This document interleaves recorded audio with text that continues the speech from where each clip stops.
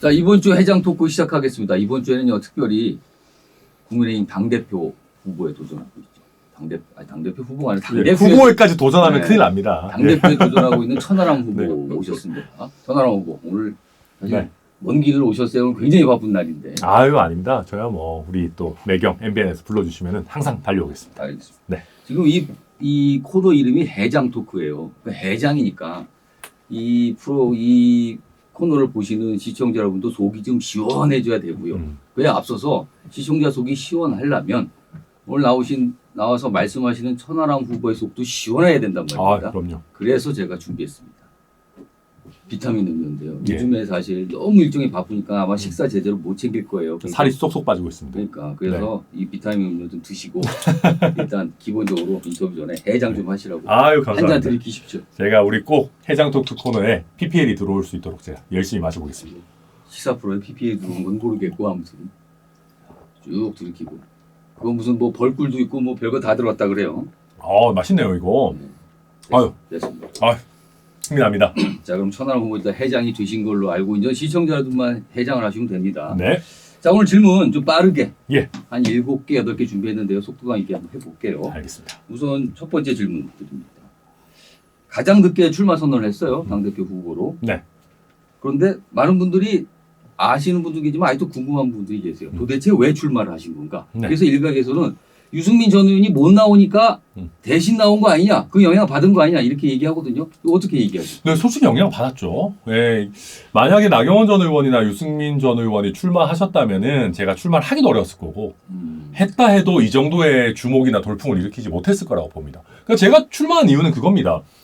안철수, 김기현, 황교안 다 검증된 분들이신데 예. 검증되고 경력 있는 쉐르파인데 당을 낭떠러지로 끌고 가고 있어요. 과거에 우리가 실패했던 권력 줄 세우기, 개파 정치 이거를 또 하자라고 하고 계시는데 저는 비록 경력은 짧지만은 제대로 된 소신과 패기로 당을 유일하게 정상으로 좀 가자라고 하는 후보거든요. 당을 정상으로 이끌겠다라는 사람 좀 가놓고 그래 좀 그렇지만은 정상인이 없으니까 저라도 나서가지고 하드 캐리하는 심정으로 나서야겠다. 그렇게 출사표를 던지게 됐습니다. 그러면은 나경원, 유승민 전 의원 표를 지금 갖고 간다 이렇게 판단하세요? 지금까지는 그거를 이제 모으는 과정이었다고 보고 그 과정에서 유승민 전 의원, 이준석 전 대표가 저에게 큰 힘이 됐다고 봅니다. 근데 지금부터 저 천하람의 돌풍을 태풍으로 만드는 거는 저의 어떤 능력이 달렸다. 뭐 그렇게 생각합니다. 그리고 아까 비정상이라고 말씀하셨는데 그럼 경쟁하는 세 분 후보는 약간 비정상이라고 보시는 겁니까 지금? 저는 그렇다고 봅니다. 그러니까 저는 김기현 후보, 안철수 후보, 뭐 황교안 후보 다 예. 똑똑한 분들이라 생각합니다. 뭐 구력들이 다 상당하시고. 예, 모르는 분들이 아닙니다. 특히 김기현 후보 같은 경우는 원래 온건하고 합리적이라고 평가받는 분이고 네. 저랑도 친해요. 순천도 자주 오시고 저랑 막 송광사도 같이 가고. 옛날에 원내대표 때 친하신 거 아니었어요? 친했어요. 근데 이제 이게 욕심에 눈이 멀었다. 정확하게는. 이분들이 원래 비정상이라기보다는. 그러니까 보십시오. 김기현 후보도 진박감별사 행태 제가 옛날에 비판했습니다라고 하면서 진윤감별사들한테는 내가 당대표 돼야 되니까 고개를 숙이잖아요. 그러니까 그래서 저는 이분들이 원래 이상하다기보다는 좀 단기적인 욕심에 좀 눈이 머신 거 아니에요? 무슨 영화에 나오면 반지 끼면 이렇게 확 사람이 바뀌는 거 있잖아요. 약간 좀 그런 거죠. 네. 굉장히 이것도 다른 후보들이 발끈하시겠는데. 두 번째 질문 들어갈게요. 적격검사 통과하셨고요. 심사 통과하셨고 네. 그다음에 예선 통과해서 지금 4강 본선에 올랐어요. 당대표 그렇죠. 후보 본선 4강입니다. 네. 진짜 이런 결과 나올지 예상했는지 혹시 본인도 놀란 거 아닌지? 아니요. 저는 컷오프는 당연히 통과할 거라고 봤습니다. 왜냐하면은 제가 잘나서라기보다 저는 당원들의 수준을 믿었다라는 게 정확한 표현이고 그러니까 제가 말씀드렸잖아요. 안철수 후보한테 모두 우리 국민 모두는 한 번쯤 기대를 걸었습니다. 호남에서도 모두 한 번쯤은 기대를 걸었습니다. 그렇죠. 근데 그 기대가 실현된 적이 없습니다. 그러니까 저도 만약에 제가 안철수 후보를 믿을 수 있었다면 안 나왔을 것인데 안철수 후보랑 김기현 후보가 마치 엄청난 차이가 있는 것처럼 얘기하지만 두 분 다 윤심호소인이에요. 근데 김기현 후보는 그거를 성공했고 안철수 후보는 실패했다는 것 차이밖에 없습니다. 그럼 저는 윤심호소인이 아니고 민심호소인, 당심호소인, 개혁호소인 할 사람이 무조건 필요하고 그게 내가 될 수밖에 없다. 그래서 컷오프 당연히 통과할 거다. 자신했었습니다.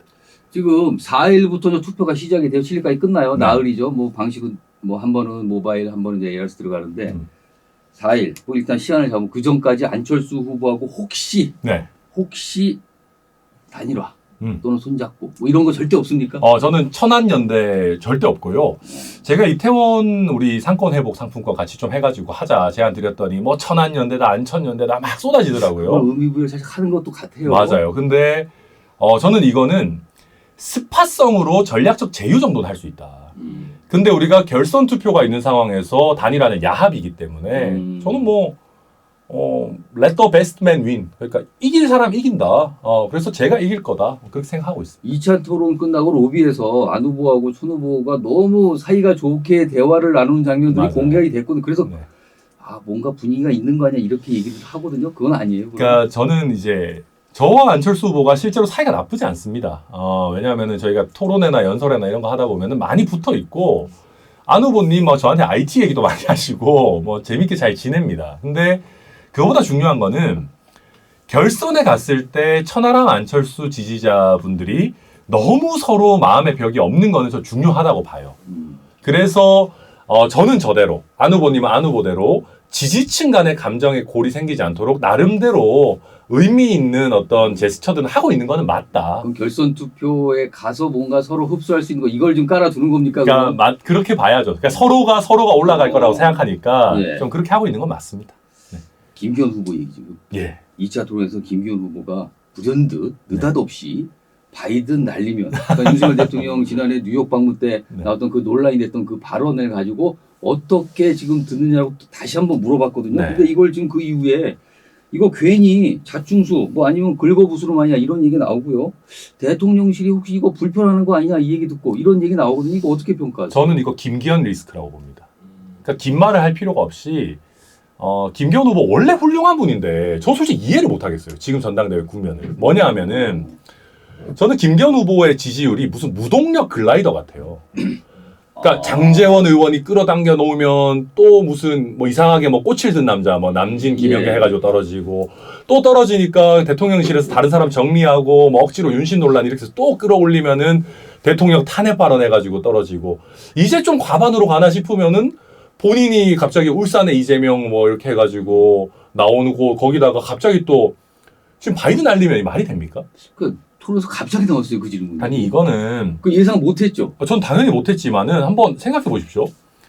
우리 당원들 이거 굉장히 불편해합니다. 그 얘기가 나오는 자체를 나오는 거를 불편하고 대통령실도 지금 보면은 MBC랑 각을 엄청 세우다가 최근에는 그래도 그 기자분도 다시 전용기에도 태우고 MBC에 징계해라 마라 이런 얘기도 좀 잠잠해져서 관계 회복을 하려고 하는 지금 상황이에요. 근데 대통령과의 일체감을 가장 강조하시는 분이 대통령실에 소금 뿌려가지고 되겠습니까? 저는 이거 진짜 수많은 김기현 리스크가 있었지만 꽃을 든 남자 이것보다도 지금 바이든 날리면 이 부분은 정말 대통령실에 대한 어떻게 보면 김기현 후보의 리스크다. 저는 그렇게 봅니다.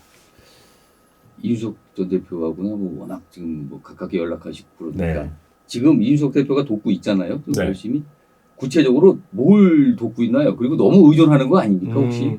그러니까 제가 봤을 때는 저도 처음에는 야 이준석 대표가 너무 본인이 막 이렇게 주목을 받는 거 아니냐라는 우려를 수많은 분들한테 받았어요. 후보가 돋보여야지 왜 그 지원한다는 분이 뭐 같은 시간대에 라디오에 출연을 하고 뭐 이슈 터지면 전부 SNS에 본인이 먼저 쓰냐 이거는 후보를 먼저 이렇게 좀 해야지 그런 얘기들 많이 받았는데 저도 처음에는 좀 그렇게 생각했어요. 이거 좀 내 위주로 가야 되는 거 아닌가.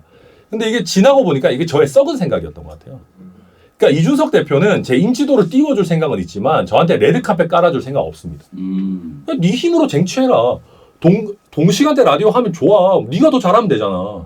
네가 스포트라이트 가져가야지. 그리고 뭐 인터뷰하고 뭐하고 바쁘다고 하지 말고 잠깐씩 짬내가지고 SNS 해야지. 그게 자기 실력이지.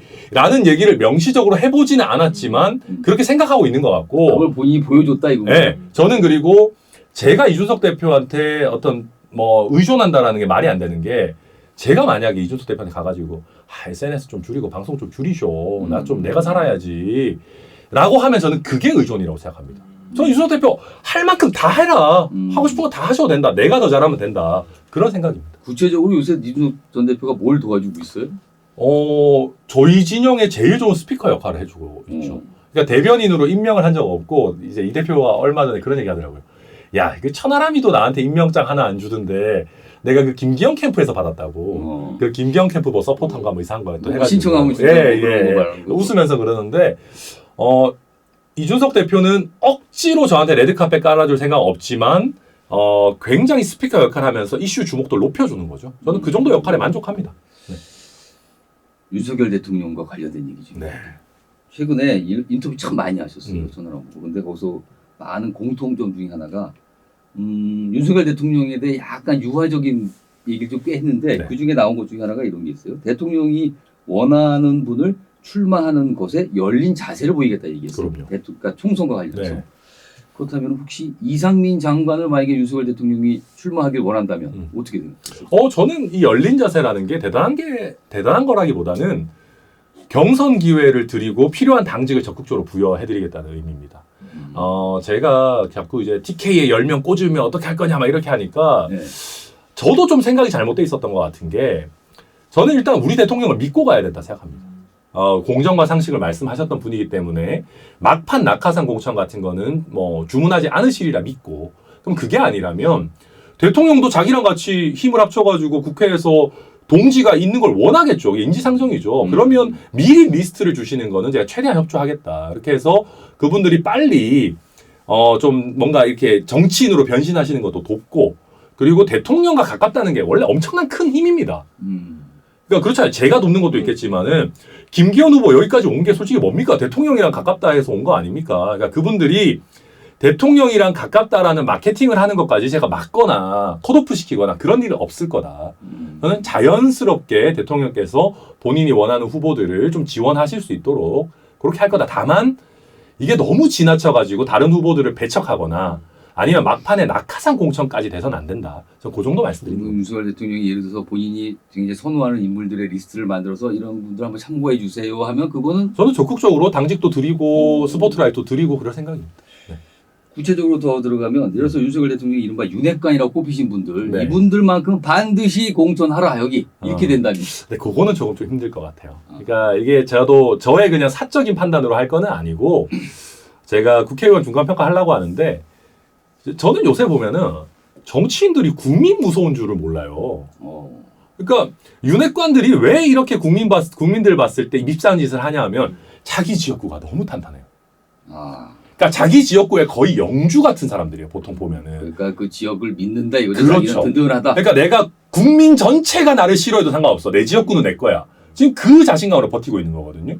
저는 그러면 이거는 한번 좀 흔들고 가야 된다. 그러니까 지역구 단위 평가만 하지 말고 전국 단위, 전당원 단위 평가도 일부 적절하게 우리 국민 밉상 윤핵관들을 대상으로 좀 해야 된다. 그래서 그 결과를 전 존중하겠지만은 그 결과가 예를 들면 봤는데 이 사람들이 국민의힘에 해가 된다고 생각하는 당원들이 엄청 많은데 대통령이 원한다고 해가지고 갈 수는 없어요. 그거 망합니다. 저도 망하고 당도 망하고 대통령도 망합니다. 그러니까 지역구 주민들도 조사하지만 전국 단위 조사를 한번 이미지나 여러 가지 조사를 해봐서 문제가 있으면은 안 되지만 그래도 거기도 괜찮게 나온다면 그건 어쩔 수 없죠. 그러니까 그럼 대통령하고 그 데이터를 가지고 제가 말씀드릴 거예요. 네. 마지막 질문. 네. 지금 당협위원장 호남입니다. 순천 갑이에요. 굉장히 국민의힘에는 어려운 곳이에요. 정말 단순히 어렵다가 아니라 어렵고도 어려운 곳이에요. 네. 내년 총선에 이제 도전하시겠죠? 당연히 해야죠. 네. 근데 당선 가능성 지금으로서는 솔직히 말씀드리면 좀 희박한 거 아닙니까? 근데 지금 조금 바뀌고 있습니다. 제가 당대표 선거에서 이 정도 돌풍을 일으키기 전이면은 당선 가능성이 거의 없다. 30%만 넘겨도 다 뭐 선전이다 얘기했을 텐데. 그런데 요즘 순천에서 분위기가 굉장히 좋습니다. 야, 이거 국민의힘 전당대회에서 우리가 찍어줄 만한 후보가 나타났다. 뭐 순천의 아들 뭐 이렇게 되는 겁니까? 아들까지는 모르겠습니다만은. 그리고 순천이 재미있는 곳인 게 요새 무슨 얘기를 하시냐면 야, 이거 어떻게 된 게 우리 지역에서 민주당 당대표는 안 나오고 맨날 뭐 국민의힘 당대표만 나오냐. 거기 이정현 대표가. 그러네요. 네, 과거에. 네, 그래서 여기는 국민의힘 당대표로 출마하면 당선되는 그 어떤 전통이 있는 곳이고 또 국민의힘의 유력 정치인이 순천에 출마하면 또 순천에서도 선택해 주시는 그런 전례가 있는 곳입니다. 그래서 제가 당대표가 된다면 물론이고 설령 아깝게 안 되더라도 저는 이 정도 어떤 기틀을 닦아놨다면 충분히 해볼 만하다. 그렇게 생각합니다. 기대한다. 이거네요. 분위기 달라졌다. 자, 이번 주 회장 토크는 여기서 마치겠습니다. 이번 주에는 천하람 국민의힘 당대표 후보를 모시고 얘기 나눠봤습니다. 감사합니다. 감사합니다.